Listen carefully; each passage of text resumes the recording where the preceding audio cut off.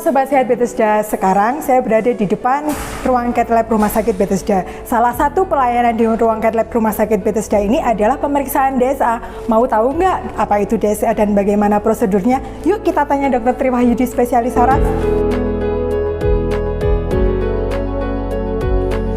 Nah, sekarang Sobat Sehat Bethesda, sekarang kita berada di ruang cath lab di mana tindakan DSA itu dilakukan.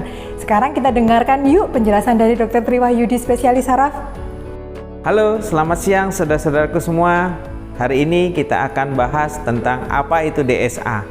Baik, DSA itu menggunakan alat ini yang disebut sebagai mesin angiografi, di mana pasien tidur di sini, kemudian kita bisa melihat rutenya yang kemana yang mau kita jalani.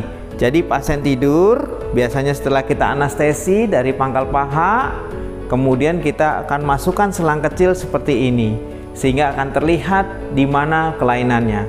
DSA sendiri adalah suatu tindakan diagnostik di mana kita bisa melihat secara real, secara rinci pembuluh darah otak yang memiliki kelainan bila ada kelainan.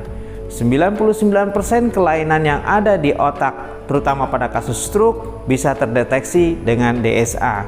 DSA sendiri merupakan singkatan dari digital subtraksi angiografi, di mana pemeriksaan ini menggunakan zat kontras yang kita masukkan melalui selang kecil lewat pangkal paha setelah sampai di pembuluh darah otak, terutama dari leher. Tuhan ciptakan 4 pembuluh darah otak, 2 kanan, 2 kiri, depan, belakang kanan, dan depan, belakang kiri. Kita bisa evaluasi mulai dari start di luar sampai ke dalam, mulai dari depan dan kita dari samping, mulai dari arteri sampai ke vena. Dari prosedur DSA atau digital subtraksi angiografi yang merupakan prosedur diagnostik paling tinggi untuk kasus-kasus kelainan pada stroke, kita bisa merencanakan tindakan lanjutan sesuai dengan temuan dari gambaran DSA-nya. Seperti misalnya kalau kita menemukan adanya sumbatan, kita bisa mengetahui berapa persen sumbatannya, lokasinya di mana, dan kita bisa merencanakan apakah cukup kita pasang balon atau kita pasang ring, atau kedua-duanya ring, sebelumnya kita balon dulu. Jadi setiap prosedur bisa kita teliti dengan baik, kita bisa merencanakan dengan sempurna sehingga hasilnya lebih baik. Yang kedua, untuk kasus-kasus perdarahan, terutama oleh karena adanya pecah aneurisma atau saya bisa bilang pembuluh darahnya bikin kantong, kita bisa merencanakan tindakan coiling aneurisma atau mengisi kantong itu dengan coil. Yang zaman dulu mungkin operasi, sekarang kita bisa lebih non-invasif, lebih tidak melukai, yaitu melaksanakan tindakan coiling atau memasukkan coil ke dalam kantong pembuluh darah yang pecah.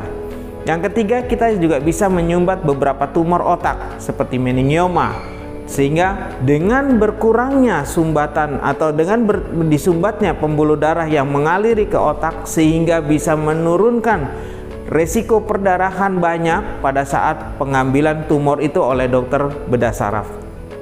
Keempat, kita bisa melakukan penutupan AVM.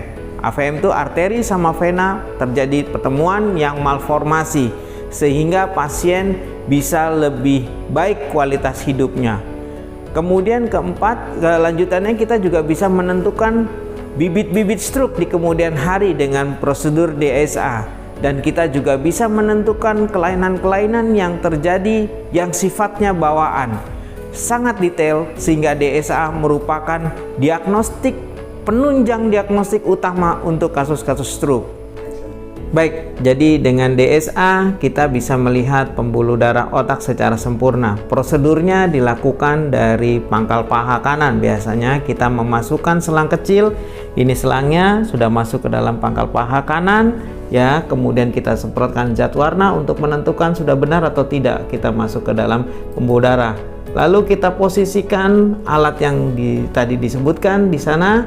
Lalu kita posisikan pembuluh darah masuk ke dalam pembuluh darah leher, dan kita bisa evaluasi ada atau tidak yang menyempit, mulai start dari sebelah kanan, sisi kanan.